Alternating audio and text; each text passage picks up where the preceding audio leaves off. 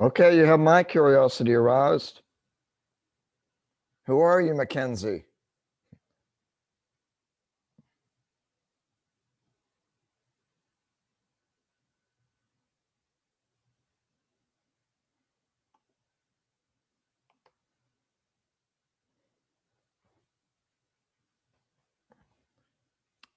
You've got my curiosity aroused.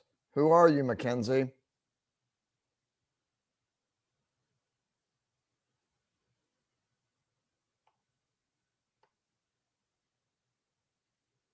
Mackenzie.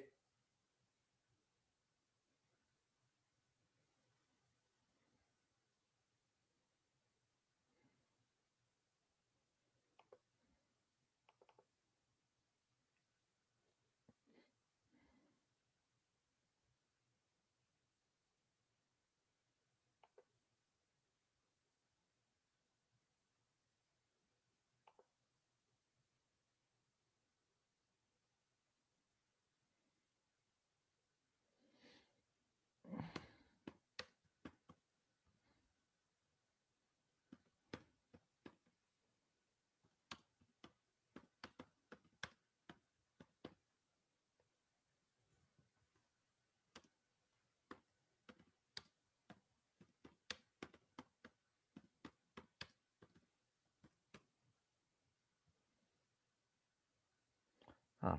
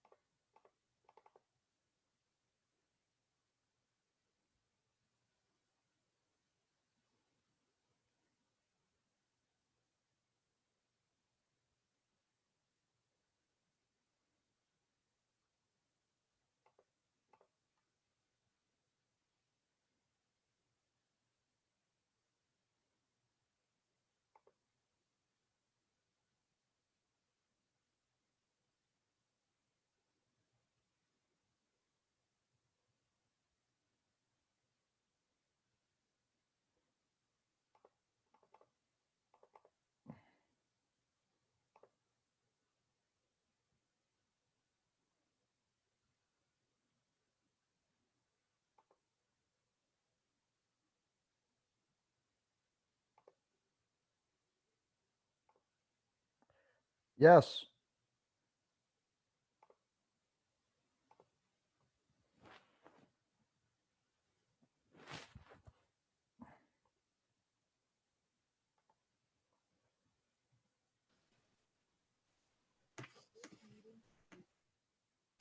Good morning. Good morning. I was wondering where you guys were. Decided to wake up late tonight, Jenna? Sorry about that. What? Did you guys decide to wake up late today? Yeah, my alarm I just keep missing my alarm. I'm not gonna lie. Hi, Jolene. Good morning. Good morning. I've got two of you in today. This Yay. really isn't a hard lab. Okay. Did you get This my one, lab from Sunday? Because I uploaded it and I checked and it said it was there and I re-uploaded it. I did not. Let me go check in for a second, okay? I think I took a screenshot too and emailed that it says that it's there. Oh, did I just lose everybody? Nope. Is everybody here? Yeah. Okay, I'm trying to. Oh, there it is. Okay. All right. Jenna, just bear with me for a second, please. Sorry, Jenna. Good. No, you're all good. Don't worry about it. Okay. Let's see. All right. I may not be able to get in here right now. If it pops up to my St. Pete mail, then I won't be able to get in here.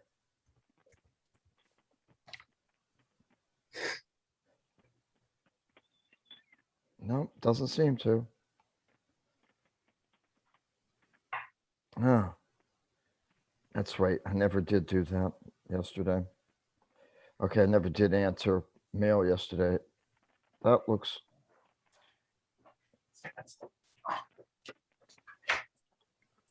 Yep, there they are. Don't be so quick.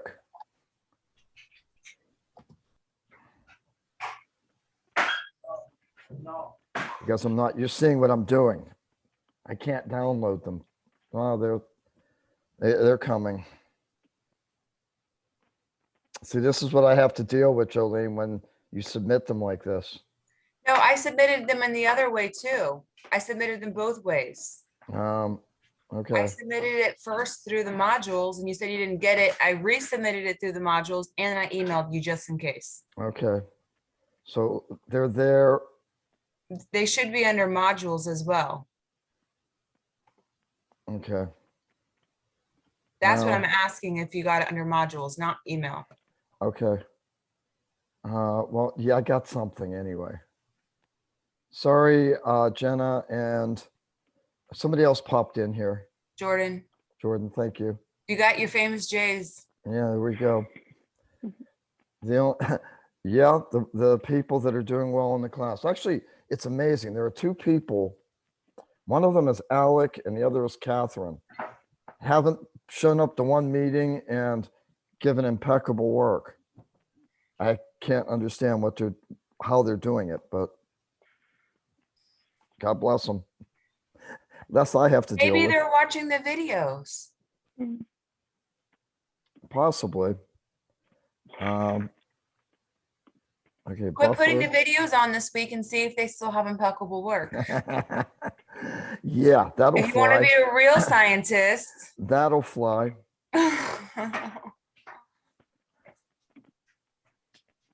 Well, then we'll know if the videos are helpful. I mean, it could actually be good and you can give them an extended. Okay, Jolene, I got them.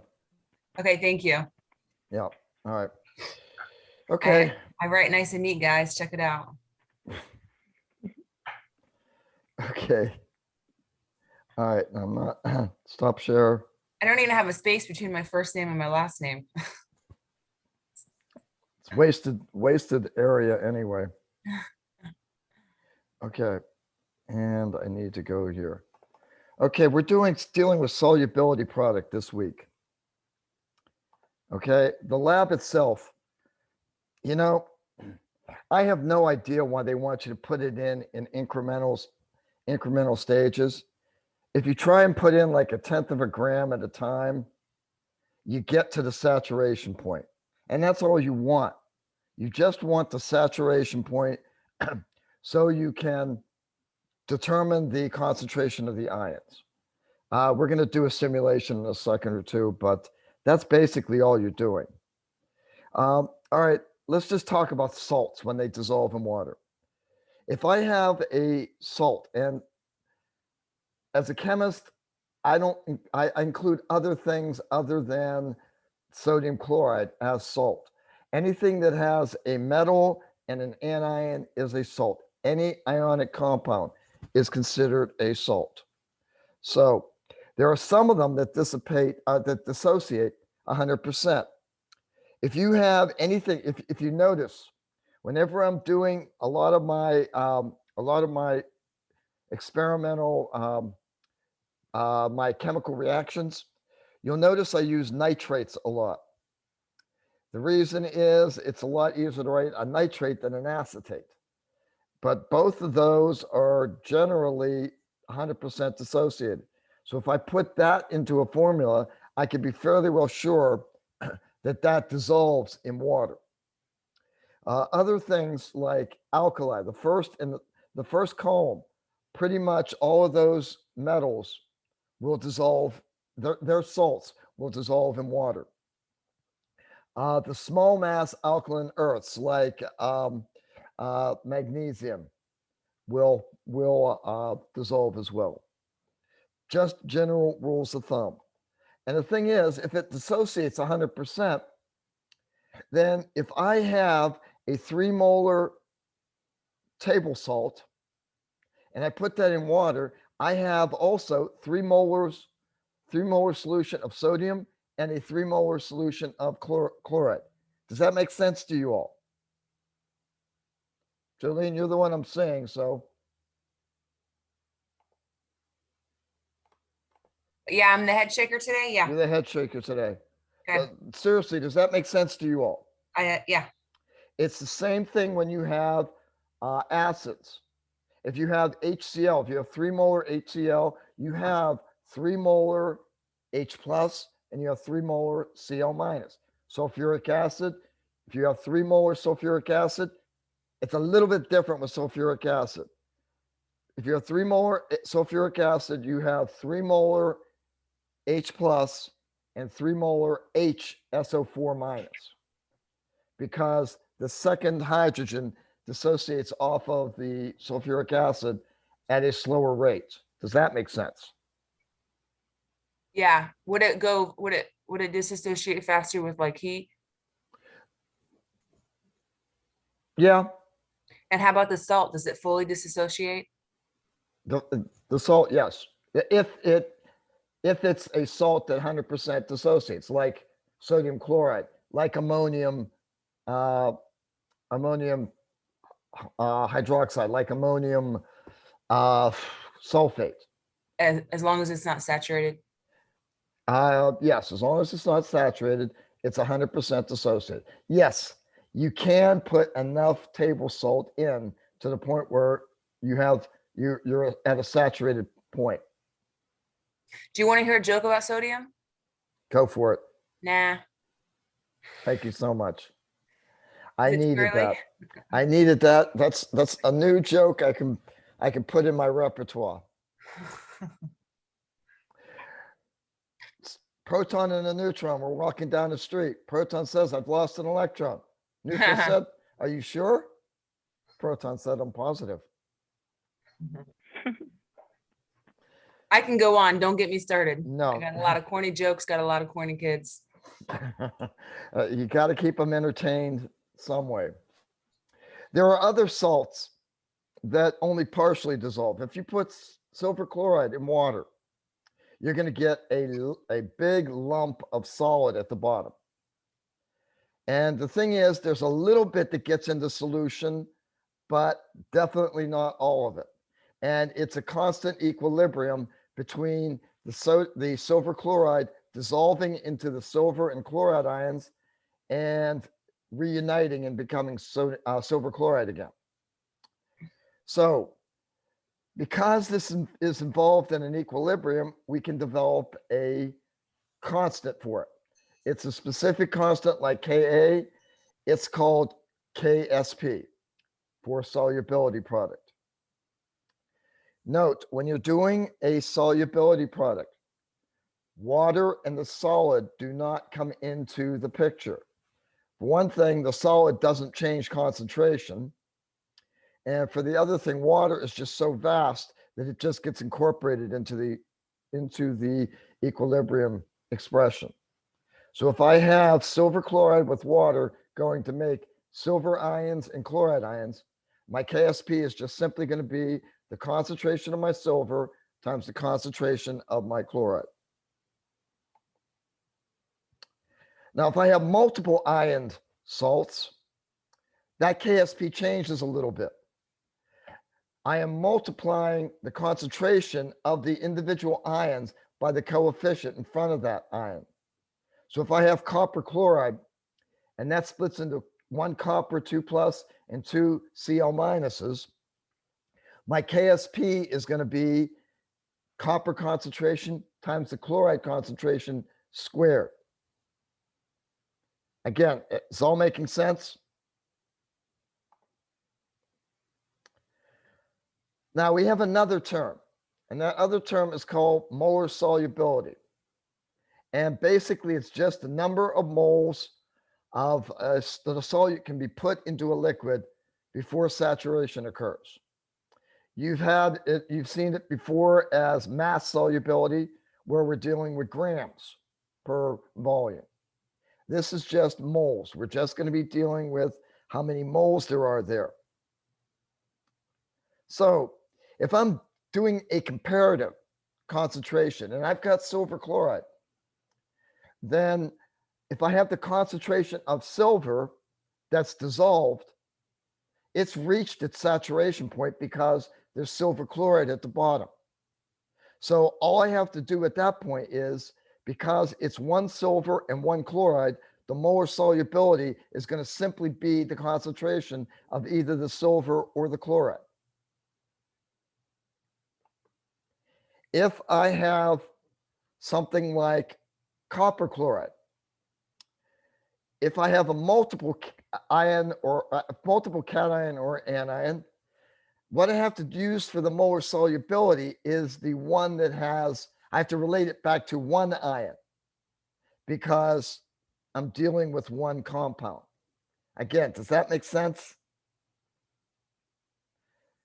So if I'm dealing with the copper chloride, the equilibrium constant is 1.72 times e to the -7th. If I make x out of Cu, then I make 2x Cl. So when I do my equilibrium expression, I get my 1.72 e to the -x is equal to x times 2x quantity squared. I know it sounds like it's double dipping, but it's not really. So when you have an ion that has more than one ion formed from the compound, not only do you have to raise it to that coefficient power, but if you're making that ion, you also have to double it. So I solve this out and I end up with my X expression being 3.50 e to the -3rd. Everybody know how to do cube roots on your calculator? Jolene, Jenna, Yeah. Yes. Jordan, you all know how to do cube roots? Yeah. Okay. Yeah, to be honest with you, I had to Google it the other day. And I finally figured it out how to do cube roots. I was doing all sorts of crazy things, like taking x to the y and using 1/3. But as long as you know, that's great. You just have to raise it to the 1/3. Yeah, but if you have an x to the y button, Jolene, I don't use a calculator. Sorry. you don't use a calculator? No, For I don't have cube- one. Are you crazy? No. Jolene, this is insane. I don't use a calculator. You should be proud that I do extra Hand math. significant figures because I don't use a calculator. Okay. Good brain practice. But I do have a question. I need to go back to slide 7, 8, and 9. Wait, where are we at? Are we on 10? We're on 9, 7, 8, 9. Go Okay. through it one more time slowly because you showed one product equals the KSP product times product, then the one product of KSP times the product squared. I think I got that part. And the third one I didn't quite follow. So you have one product here on the left, one reactant, two products. Okay, the reactant doesn't count. It just splits open. So to get the KSP, that's the molar mass of each one. I'm sorry, you've gotten me confused now. This KSP number 1.77 times e to the 10. What is that from? That is taking the concentration of the silver ions and multiplying it by the concentration of the chloride ions. The concentration is given. I'm sorry? Is the concentration going to be given? In either the concentrations will be given or the KSP will be given. Got you. So it's all backwards. Okay. So it's either going forward or backwards. Okay. So yes, this KSP is equal to my Ag concentration times my Cl. Both of those are X because I don't know what they are. Yes. Okay. I get it now. I didn't realize where we were getting some of these numbers from. Okay. And if I'm doing Cu and Cl, Cu is going to be X and Cl is going to be 2X. So when I multiply those two together, I get X times 2X quantity squared. So I have 4X cubed. Yes. All right. Yeah. All right. So if you have barium sulfate and you are able to determine what the concentrations of the barium and the sulfate are, you can multiply, you can do it backwards like we were just saying. You could do it backwards and take the concentrations, multiply those together to get the KSP. You can go in either direction with this. If I am doing the concentrations of iron and hydroxide, then what happens is the hydroxide gets squared because I have two hydroxides in that particular compound. Am I on solid ground here, guys? Questions? Now, the interesting part about this, if I mix something like iron chloride with iron hydroxide, I decrease the OH concentration. Because what happens is I've got extra excuse me, I've got extra ions of iron in there, right? Iron concentration times hydroxide squared, that's equal to a constant. So if my iron concentration goes up, my hydroxide has to go down. This is just another way of looking at a common ion effect. Remember, when we're doing this equilibrium of Fe OH taken twice plus water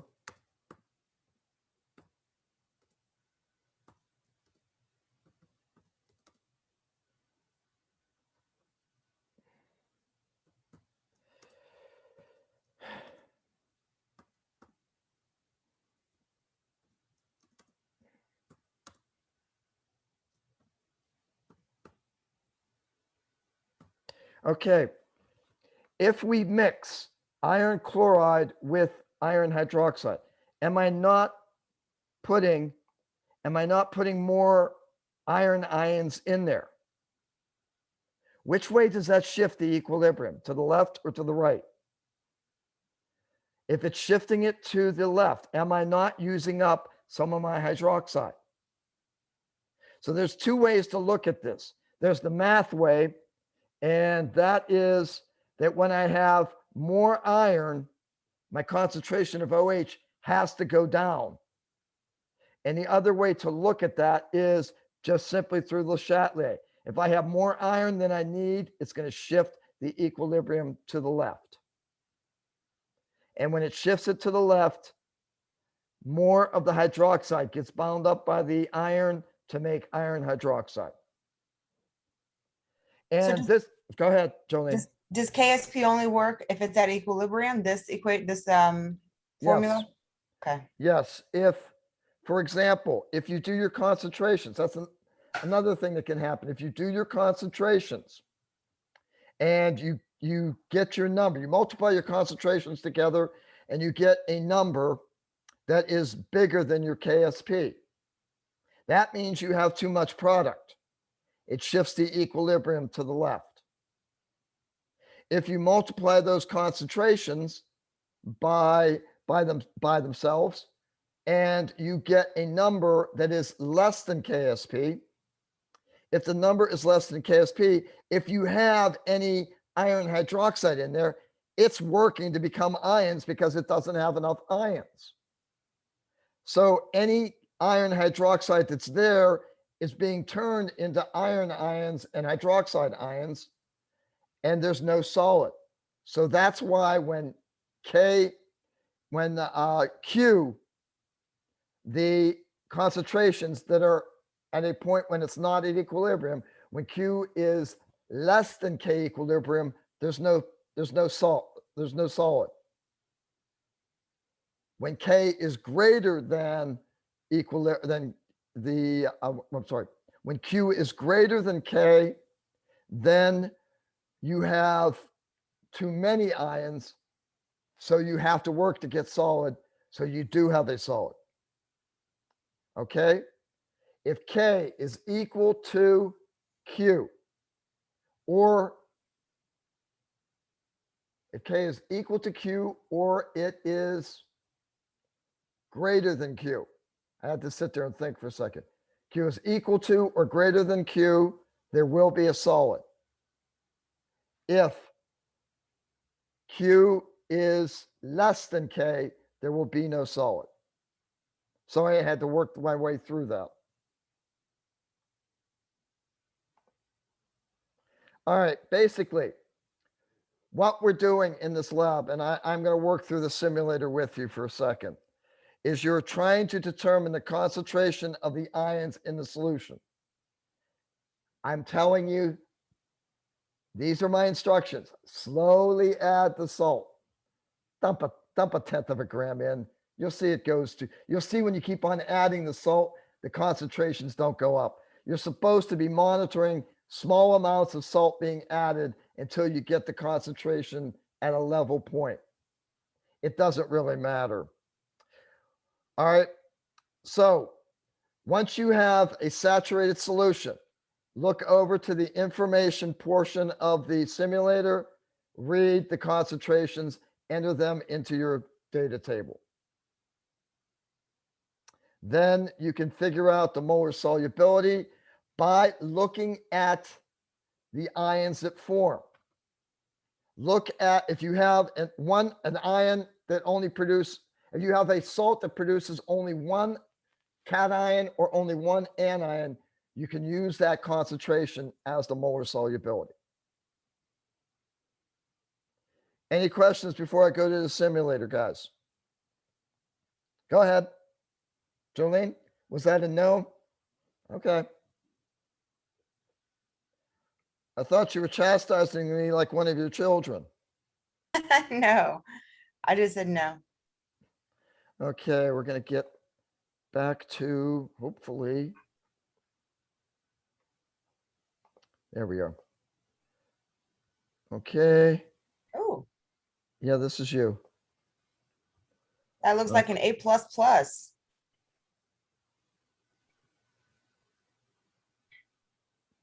I have to get to grading that sometime. Looks like we Sometime just today. did A++.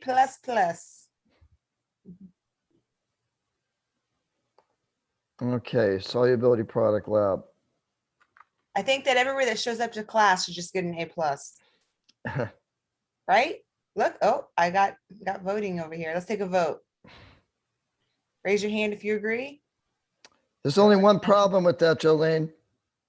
Oh, we're recording this. Darn it. Nope. There's only one problem with that.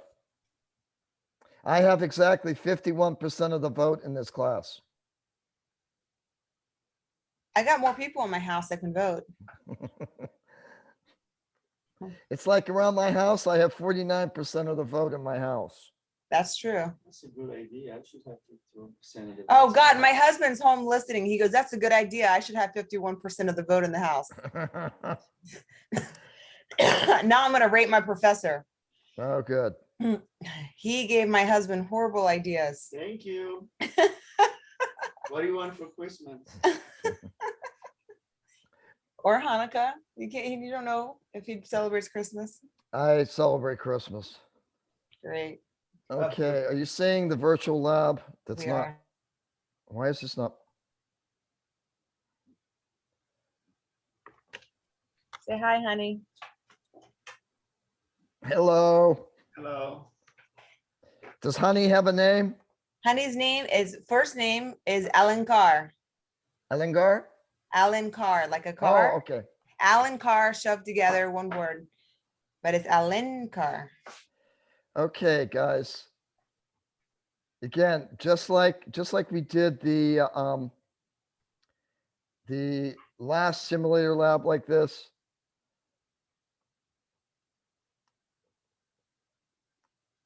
You're gonna have to have this on a toggle to go back and forth.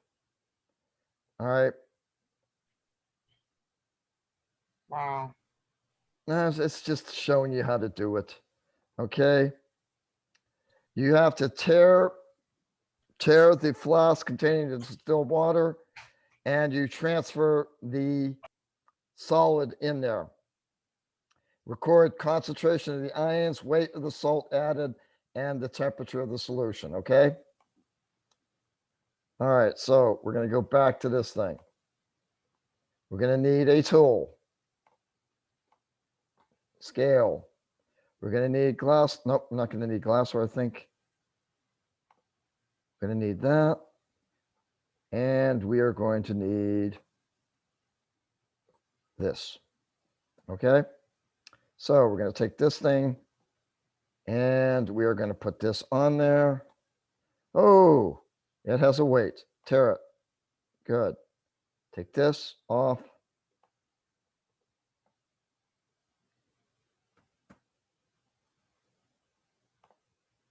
Okay, I have 0.1 transferred. You notice that the concentrations have changed. Okay, are we noticing that? Okay, I'm going to take another amount and pour.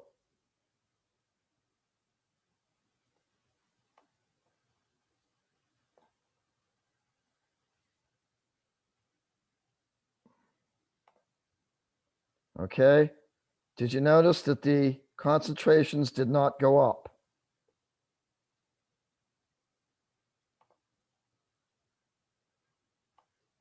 Go and put another aliquot in there.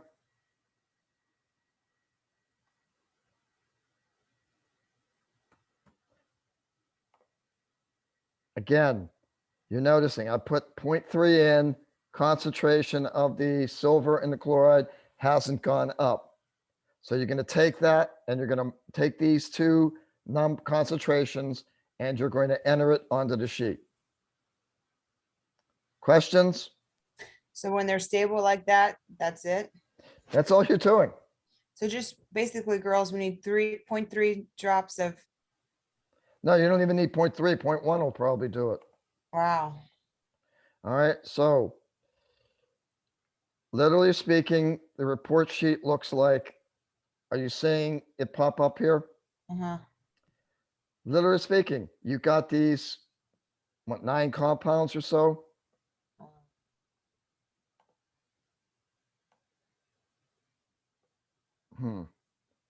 Why is that not?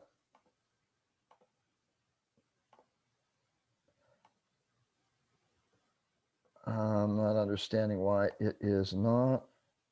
Just hit the next page. Yeah. Oh, okay. That might work. Nope. Okay. That's the first page. And again, all you're doing is putting the concentration, recording the concentrations. Next page. All right. You have the concentrations, right? Mhm. AgCl, you're just going to multiply the concentration of the cation and the anion together to get the Ksp. Yep. PbCO3, again, Pb is one ion, CO3 is the other. For lead chloride, you're going to have to square the concentration of your chlorine. Okay? That's basically all you're doing for this. Then for the molar solubility, all you're doing is recopying. For this one, you would copy the concentration of the lead because that's the single ion. Okay? For this one, you would do the concentration of the carbonate since that's the single ion. Jordan, Jenna, shake your heads. So we got, as I said, it's a fairly easy lab. Then we have questions that you post-lab questions that you've got to answer. Okay. You're given the Ksp, calculate the molar solubility. All right.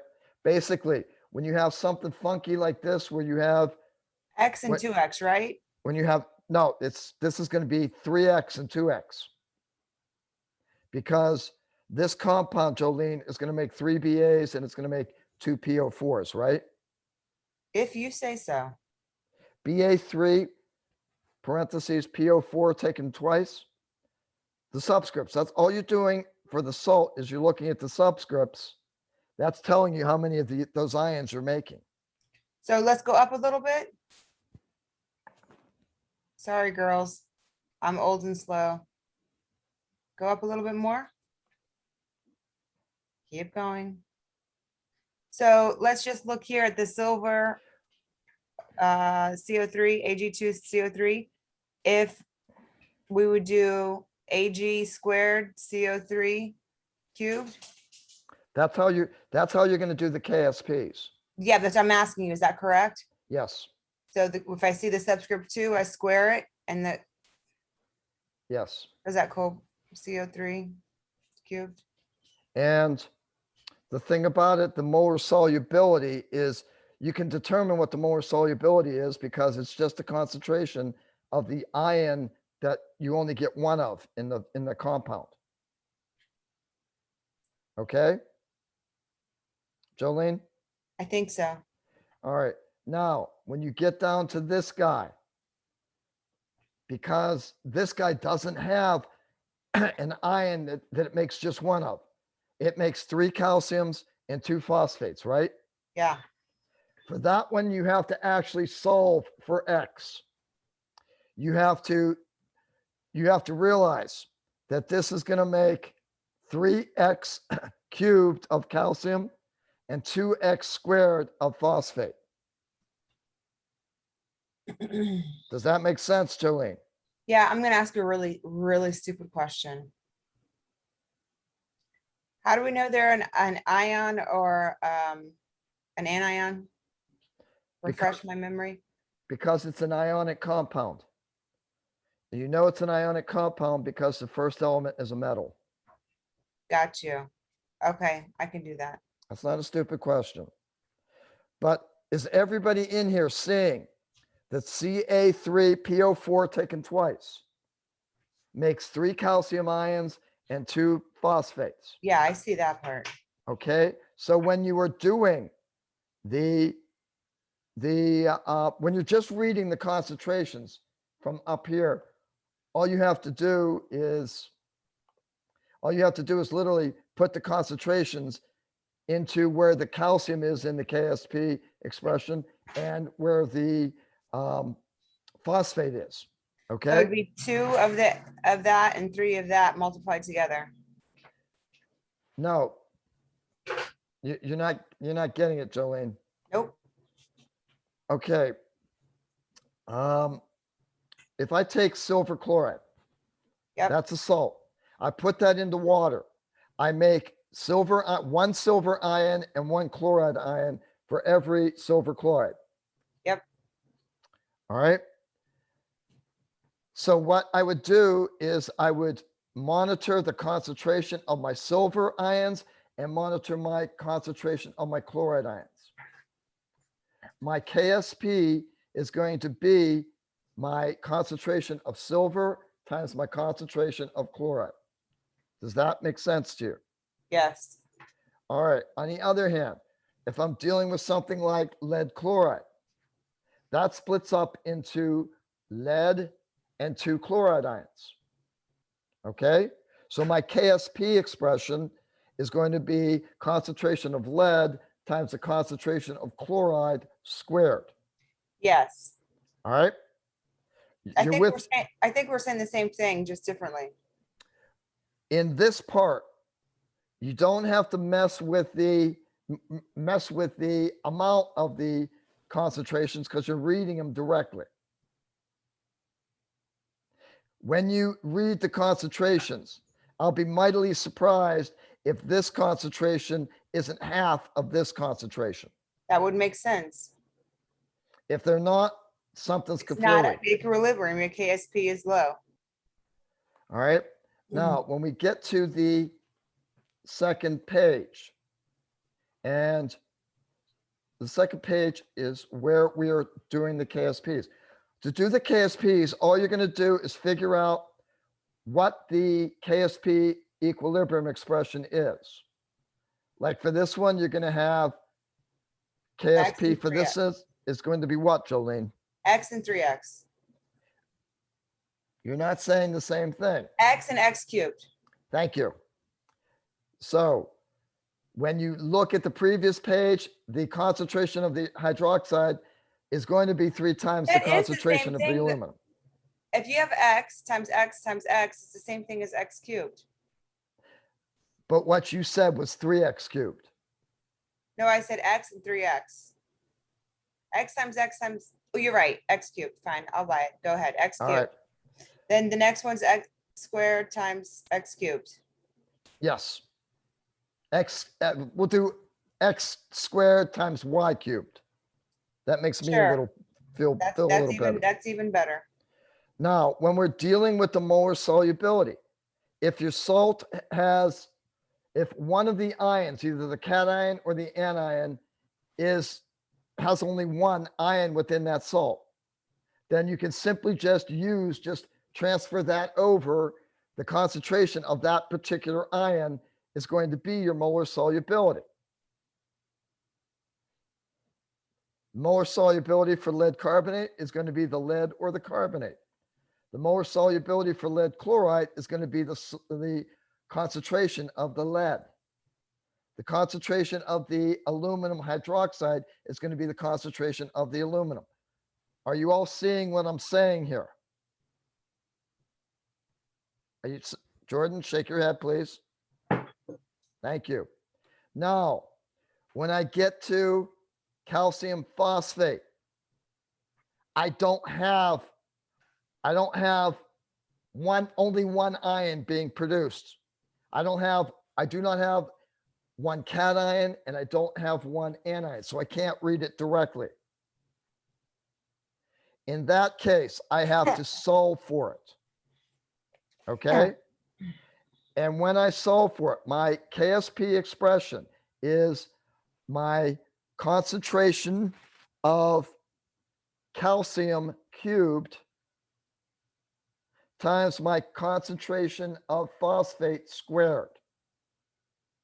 Now, if I make 3 ions of calcium, it's not just the x squared, it's 3x quantity cubed. For my phosphate isn't going to be x squared, it's going to be 2x quantity squared. So literally, when I go to solve this problem, let me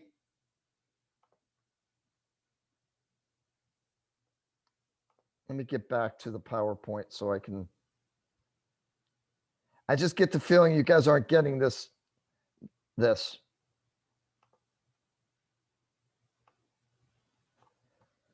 Okay, home, new slide. Okay, if I have something like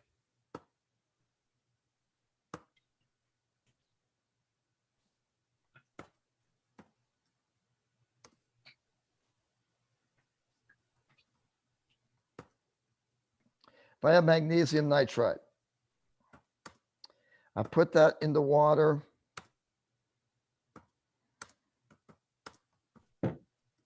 And I get 3 magnesiums plus 2 and 3 minuses. Are you all seeing that part? So if I do an ice diagram, and I know we're all thrilled about these at this point in our lives.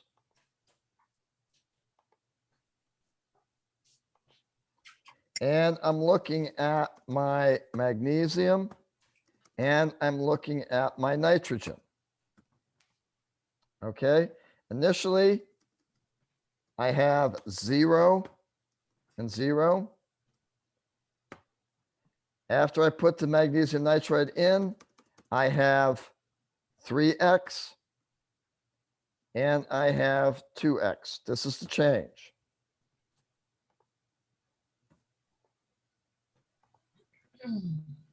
So my equilibrium amount here is going to be 3x and it's going to be 2x. So remember, my Ksp is equal to my concentration of magnesium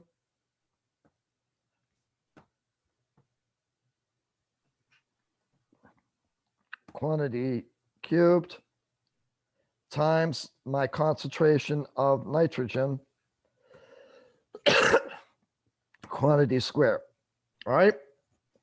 So I plug the equilibrium. If I know what my Ksp is something like this,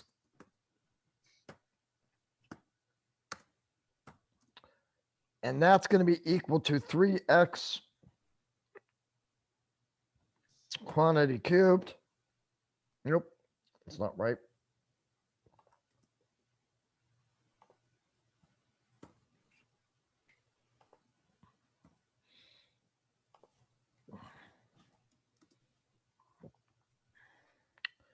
Times 2x quantity squared.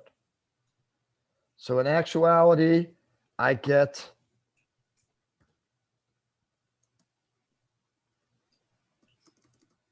2.36 e to the minus 7th is equal to 36x to the 5th.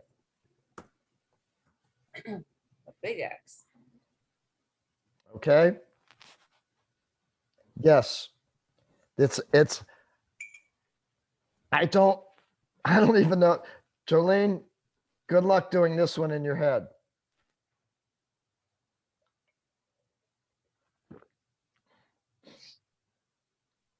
Okay, It's not in my head. you can do this in your head. No, on a piece of paper, maybe, not in my head. You can do the 5th root of something. You could do any root of something on paper, yeah. You can do that. Good for you. Raise it to the 5th. It's been too many years since I've done multiple roots problems. I'd have I to don't say have like, a calculator that does this. I'm sorry. I don't have a calculator that does this type of work.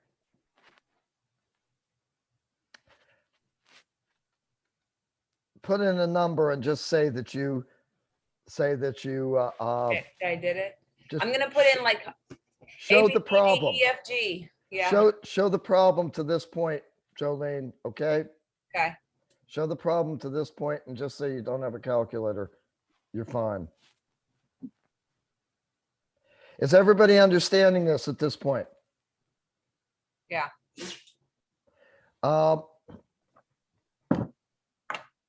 let's see, I'm gonna get out of this. I'm gonna stop share. And go back to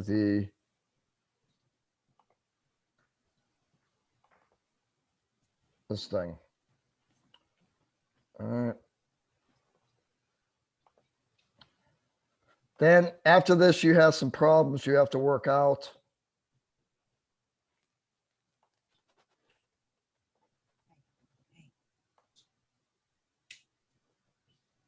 And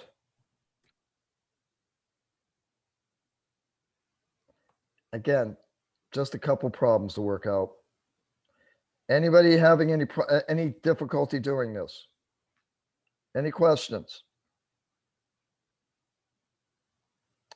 I'll let you go then. I don't want really anything any more time than this is just overkill. Do not start on the next lab. Don't start on the next lab because I'm adding a facet to it that is fairly simple, but it will you'll be able to tell a lot from it.